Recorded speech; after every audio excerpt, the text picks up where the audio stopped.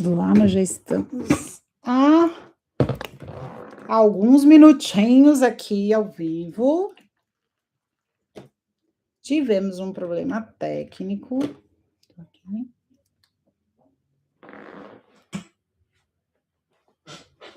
E viemos para cá. Vamos ver se a galera chega por aqui. Para continuarmos. Vamos ver aqui.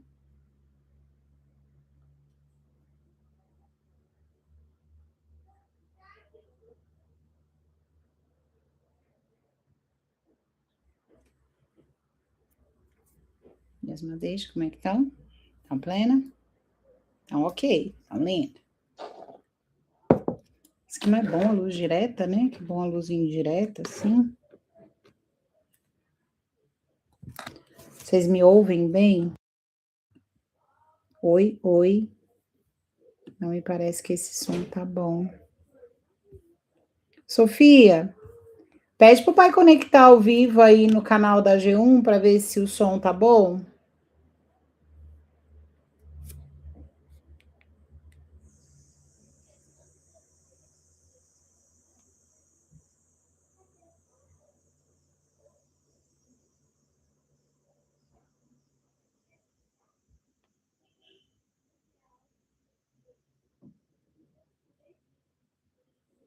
Oi?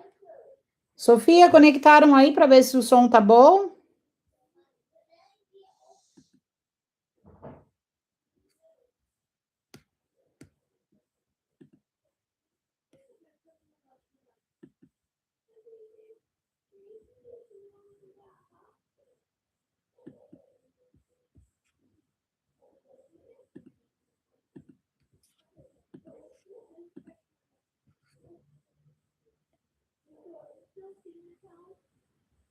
Oi.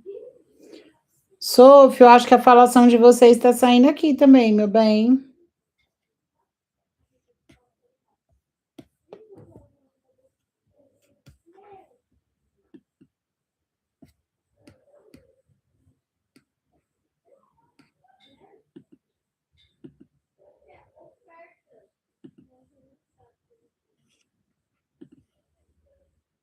Boa noite, Helena. Tivemos um problema técnico com o outro link.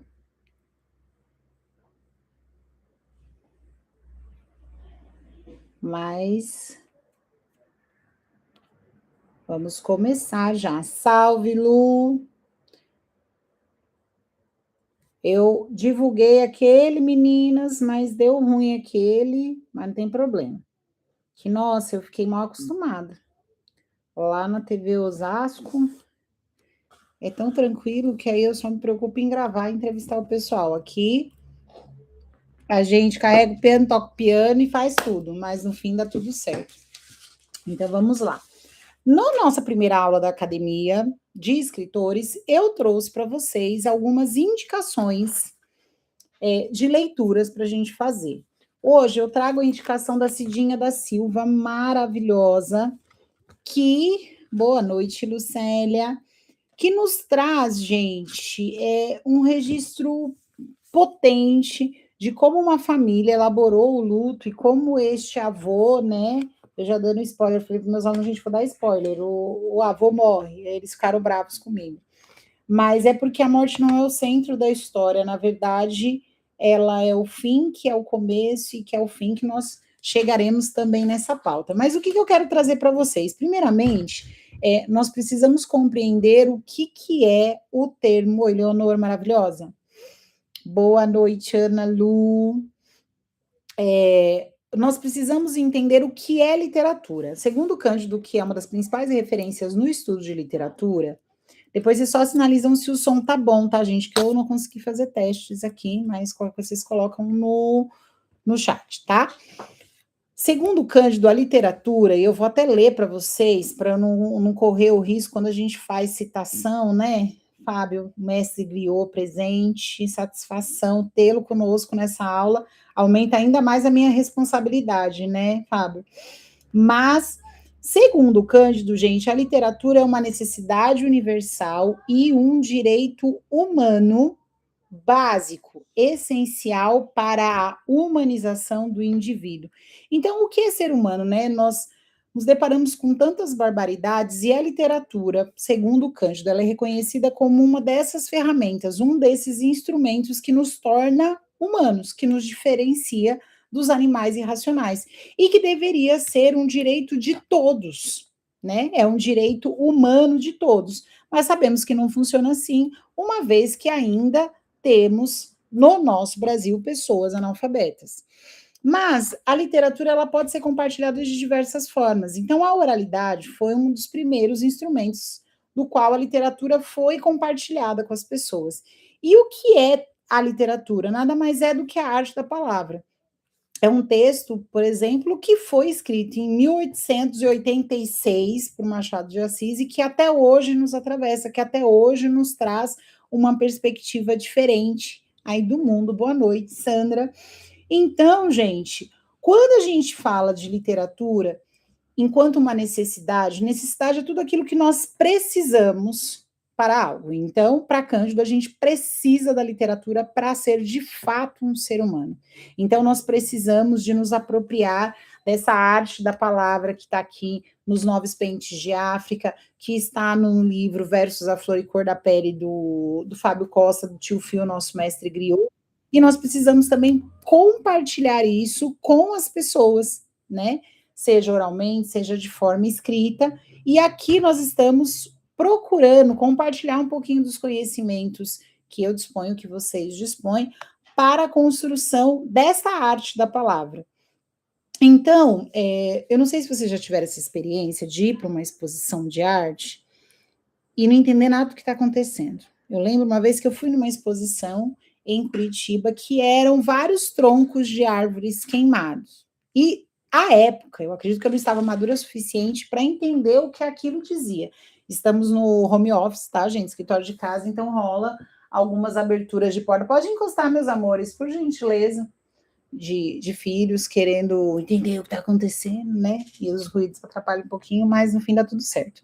Mas, enfim, e eu fiquei sem entender hoje, quase 25 anos depois, eu paro e reflito, então ele queria nos trazer, na verdade, e aqueles troncos tinham formas, mas eu precisava de ser mais contemplativa, eu precisava de estar naquele contexto, eu precisava de um amadurecimento para entender aquilo.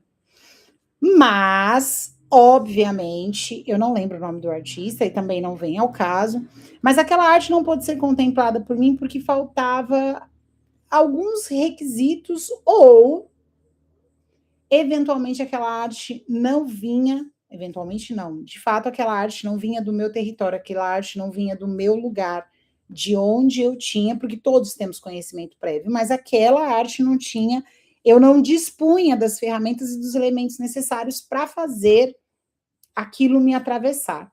Porém, quando eu tive acesso à exposição do Flávio Cerqueira, que é um escultor de significados, que ele faz uma escultura de um homem tirando como se fosse um pedaço da carne dele, gente, como aquilo me atravessou. Então ele apresenta meninos periféricos em esculturas belíssimas de cobre, meninos de chinelo de dedo, meninos sofrendo à espera da ausência do pai que faleceu, crianças que eventualmente tenham sido assassinadas na guerra do tráfico, na guerra por poder, enfim. Então, aquilo me atravessou muito porque retratava os estudantes que eu trabalho todos os dias no chão de escola. Então, aquilo me tocou muito. E quanto os livros, né, poderiam nos levar a sonhar, nos levar para o patamar de humanidade. Como que o acesso à arte, o acesso ao livro poderia fazer de mim um sujeito de direitos. Então, eu me emocionei, eu chorei de fato quando eu tive acesso a essa obra de arte, a essa exposição de arte de Flávio Cerqueira. E o mesmo é o texto. Existem textos. Este livro que eu trouxe em destaque, que são Os Nove Pentes de África, da Cidinha da Silva, É um livro que me fez chorar, é um livro que me tocou, porque traz a realidade do luto que possivelmente eu ainda não tenha elaborado suficientemente, apesar do meu luto ter mais de 23 anos, eu ainda não o elaborei. Então, poder ter contato com isso faz toda a diferença. Então, gente, a literatura, ela é também, eu fiz um roteirinho aqui, vocês também que eu estou falando, né? Ela é também uma ferramenta de expressão e, acima de tudo, uma ferramenta de poder. Porque uma vez que a literatura, meus amores, vocês não estão me ajudando. Vocês conseguem me ajudar? Eu agradeço. Uma vez que a literatura se propõe a uma narrativa só, ela passa a ser também um instrumento e uma ferramenta de poder. E é o que acontece com a literatura brasileira. Então, nós temos considerados alguns clássicos da literatura que trazem, principalmente a mulher negra, numa posição de subserviência, de menos humana, de menos importância. Então, nós precisamos de desvelar isso, que é o que a minha pesquisa se propõe a fazer, mas, acima de tudo, nós precisamos entender que, sim, a mulher preta pode e deve construir a literatura, porque são essas escrevivências que Conceição Evaristo nos apresenta, que traz essa vivência, essa dor e essa escrita da mulher preta, isso é potente enquanto uma garantia de direitos. Então, eu trago que eu considero ela como uma ferramenta de expressão, estabilidade e cura, além de um instrumento de libertação. E é sobre essa literatura libertação que eu pretendo compartilhar com vocês e falar com vocês sobre ela. Porque nós temos diariamente a violação de uma série de direitos nossos. E um deles é o acesso e a produção de literatura. Então, a editora G1, ela se propõe a trazer para vocês essa possibilidade de publicação, uma vez que os custos editoriais são altos e isso inviabiliza que muitos produzam literatura. Então, eu trago aí para vocês, pode deixar aberto, meu bem, senão eu não consigo respirar. Obrigada. Então, eu trago para vocês a perspectiva filosófica de Nego Bispo, que dizia que, porque eu aprendi o tempo todo na escola que existe começo, meio e fim, que um bom texto ele é composto por começo, meio e fim. E isso não é um fato, isso não é uma verdade segundo a filosofia circular de Nego Bispo, que ele nos apresenta. Então, para ele tem começo, meio e começo de novo. E se nós observarmos a vida, se nós observarmos todos os sistemas que há dentro do organismo social, dentro do organismo humano, de fato, que é o que tudo que vai, volta de alguma forma, que é esse movimento espiralar, esse movimento da circularidade. E é dessa literatura circular que eu quero falar com vocês. Uma literatura, boa noite, Simone, uma literatura que se propõe a visitar o passado, buscar o conhecimento ancestral para colocar em prática no presente, numa percepção de um futuro que já se foi. Nossa, que coisa louca, Rose. E é sobre isso. A literatura é mesmo uma coisa de louco para alguns. Clarice Lispector diz em uma crônica dela que o bom é ser o bobo. Porque o bobo ele consegue observar tudo, então é melhor que a gente que sejamos os loucos escritores, porque o louco escritor ele se desprende de padrões. Então, obviamente, nós precisamos respeitar as regras de ortografia, e usar a pontuação, por exemplo, a nosso favor. Então, não existem regras específicas para a produção de texto. E eu quero fazer com vocês um exercício Se vocês não tinham papel aí, já deu ruim, né? Porque é que nem ir para academia sem tênis. Então, aqui na Academia de Escritores, vocês precisam trazer sempre um papelzinho, uma caneta, que volta e meia eu vou querer trazer um exercício para vocês, tá? Afroabraços aí, Lucineide, para os camaradas paulistanos, todos os abraços dados e sentidos. Então, eu vou solicitar que vocês façam numa folha em branco, vocês vão fazer em um dos cantos, uma coluna com 3 palavras. E esses 3 substantivos vão ser o primeiro passo de uma produção nossa. Né? Como assim, Rosa? Já foi pôr a gente para escrever? Sim, sem prática não há escrita. Então, os 3 substantivos são espelho. E aí depois eu vou contar para vocês qual foi a inspiração, tá? Espelho, mulher e rotina. Então, nós temos esses 3 substantivos: espelho, mulher e rotina, que são coisas que todos nós vivemos diante delas, vivemos com elas. Se você não é uma mulher, você convive com uma mulher. Espelho é um objeto que nós encontramos em diversos contextos diferentes, e a rotina todos nós temos a nossa. Então, o que é a rotina? É o que a gente acorda, o que a gente faz repetidas vezes, sempre no mesmo dia ou não, enfim. Então, nós temos 3 substantivos aqui. Na coluna do meio, eu quero que vocês escrevam pelo menos 2 adjetivos para esses substantivos. O que são os adjetivos? Adjetivos são aquelas palavras que servem para caracterizar. Então, a característica ela pode ser positiva ou ela pode ser negativa, tá? Então, a primeira característica que vier na sua cabeça quando você pensar na palavra espelho, você vai escrever nessa coluna ao lado. Você pode fazer uma setinha aqui para separar o substantivo do adjetivo, então eu vou colocar os meus aqui e vocês coloquem os de vocês. Se quiserem compartilhar depois no chat ou nas redes sociais também, podem marcar a gente lá, a G1 Editora, no Instagram, e tem também o do TikTok, que eu não lembro agora, mas é só colocar a Editora G1 que vocês vão achar a gente lá, por lá também, que a gente está começando lá no TikTok. Então, vamos lá, eu vou escrever aqui as minhas 3 características e não vou revelar para vocês, porque senão vocês podem querer copiar. Olha, eu falando, parece que estou falando com meus alunos do 6º ano, né?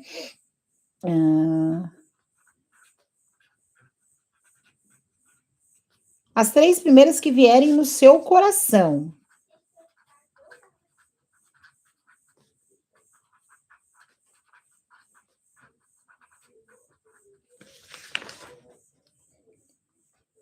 Então, para mulher, para espelho e para rotina.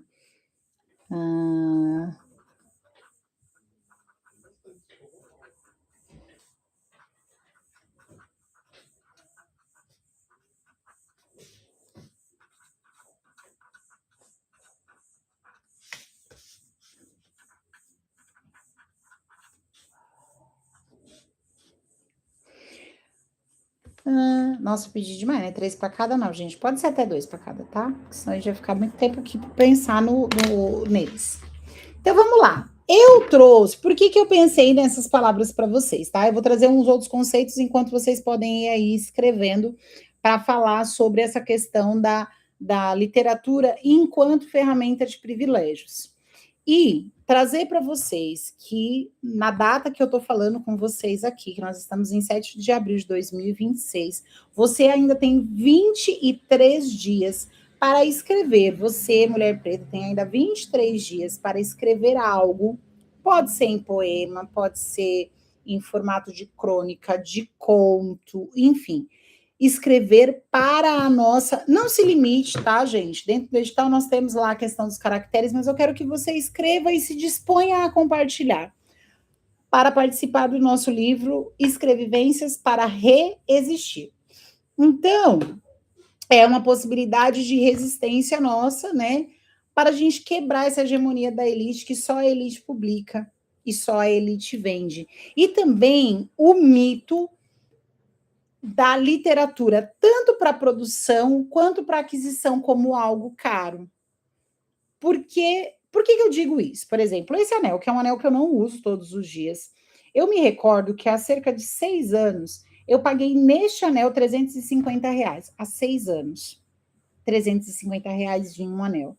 E quando eu ofereço um livro por 50, R$ 60, as pessoas, alguns não compram, né? Outros compram, alguns não compram porque acham caro ou porque não tem tempo para ler, e aí vem a palavra rotina e o porquê da rotina.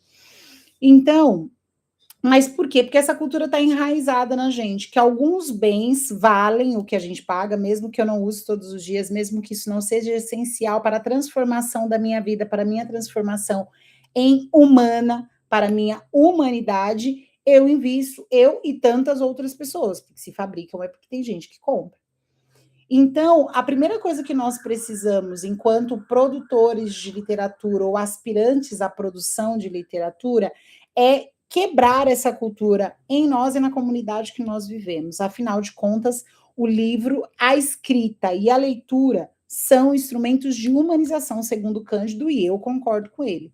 Então, se nós queremos ser seres humanos melhores, queremos ser transformados, nós precisamos de acreditar nesse valor e nessa potência do livro enquanto instrumento aí, né?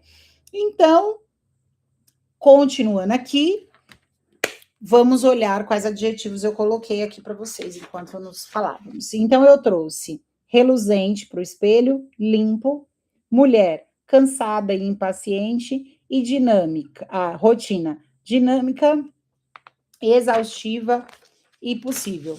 Rose, tá, e agora? Eu tenho um substantivo e uma característica dele. Uma das habilidades de quem é expert na produção de literatura é a capacidade de trazer figuras de linguagem, metáforas. Então, eu quero pensar esse espelho como um olhar para dentro. E aí vem o verbo nessa construção literária maluca. Não, essa construção literária.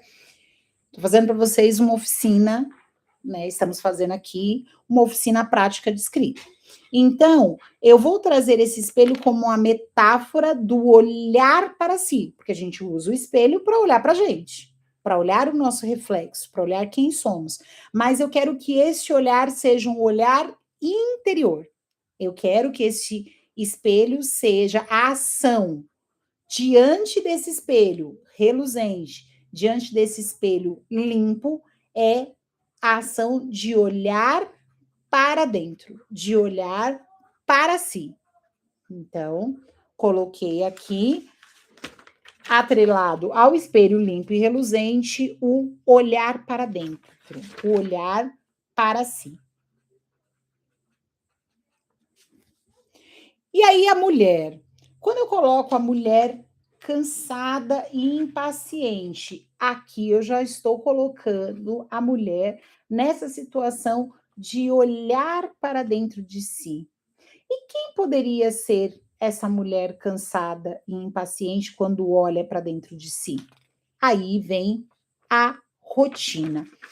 Será que quando eu olho para dentro de mim, eu vejo mais a mulher ou eu vejo mais a rotina dinâmica, a dinâmica exaustiva e a dinâmica ou a dinâmica possível? Então, todas as palavras que a gente traz para o papel, de alguma forma, elas retratam o que está dentro da gente. Então, se eu não me engano, é uma passagem bíblica que diz que a boca fala aquilo que o coração não está cheio, e é um provérbio, né, também. Então, quando a gente pensa, quando eu trago cansada, impaciente, dinâmica, exaustiva e possível, de alguma forma eu trouxe aquilo que há dentro de mim. E aí, eu vou compartilhar com vocês no nosso próximo encontro como que eu pude construir, a partir desses substantivos, da metáfora do olhar para a mulher dentro de si, diante da rotina que lhe é colocada, que lhe é imposta, o que virá? Virá o vislumbre, a luz, esse reluzir do espelho, ou vai evidenciar-se mais o cansaço, a exaustão, o dinamismo, ou as possibilidades que determinada rotina pode trazer para uma mulher. E este retrato que eu vou trazer para vocês de uma mulher em uma rotina diante de um espelho, ele vai refletir a mulher Rose em sua dinâmica, em sua rotina olhando para o espelho. Mas se for escrita pelo Fábio Costa, por exemplo, vai ser a leitura de uma outra mulher que ele acompanha e ele olhando para dentro de si, a percepção dessa mulher diante do espelho, diante dessa rotina. Então, meus amores, primeira coisa que a gente tem que pensar quando vai escrever, sobre o que eu vou escrever, é o substantivo, é algo que tem um nome. Então, eu vou falar sobre sentimentos, eu vou falar sobre mulher, eu vou falar sobre o espelho, que é um instrumento para olhar para si, eu vou falar sobre uma rotina, eu vou falar sobre flores, eu vou falar sobre o céu. Então, o primeiro passo de quem faz uma escrita literária é ser contemplativo. A pessoa precisa de ver e enxergar o mundo com um olhar contemplativo. Esse é um dos pontos de um artista. E, acima de tudo, ser livre. Alguns podem, diante desse nosso diálogo, pensar: meu Deus, mas que brisa é essa que a Rose teve? O que tem a ver espelho? Enquanto olhar para dentro de si, o que tem a ver a mulher cansada com a rotina e dinâmica possível, exaustiva, que são só palavras soltas por hora. Então, eu tenho aqui a matéria-prima, eu tenho o diamante a ser lapidado. Como que eu vou lapidar esse diamante diante de um texto? Eu vou fazer um poema? Eu vou fazer uma crônica? Eu vou fazer um conto? Então, o Matheus trouxe para a gente essa perspectiva de contemplar o mundo como se o mundo fosse um espelho. E aí a gente volta para o conceito do Nego Bispo, que é começo, meio e começo.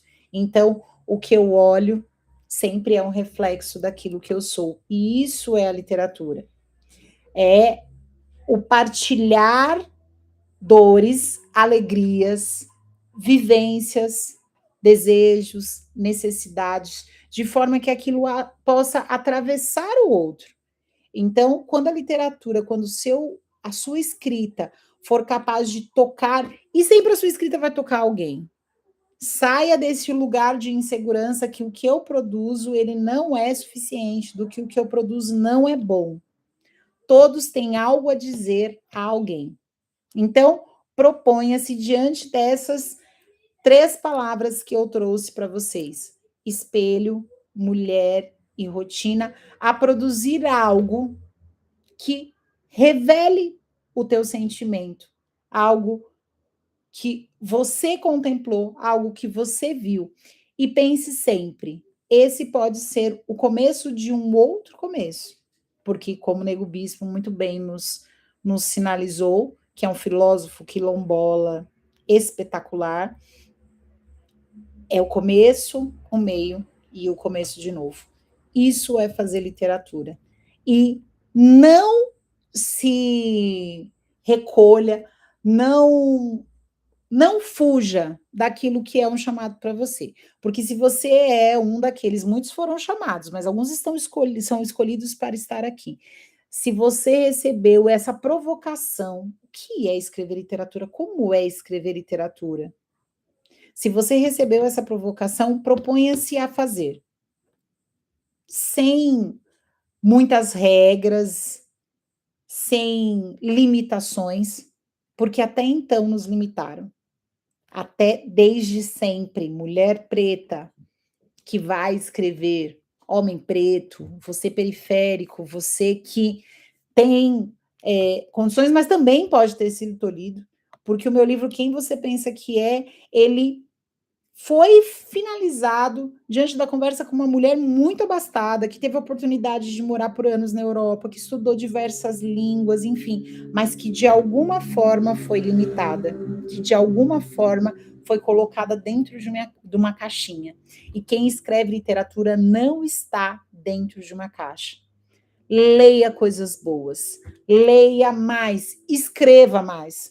Escreva uma frase por dia, um parágrafo por dia, um texto por dia. Quando você menos esperar, você tem um livro em mãos. E este livro pode tocar, atravessar a emoção das pessoas. Obrigada pelo seu tempo. Se fez sentido para você, ou se não fez sentido nenhum, compartilhe do mesmo jeito, porque a gente vai deixar salvo aqui no canal. Compartilha com as pessoas e filtre.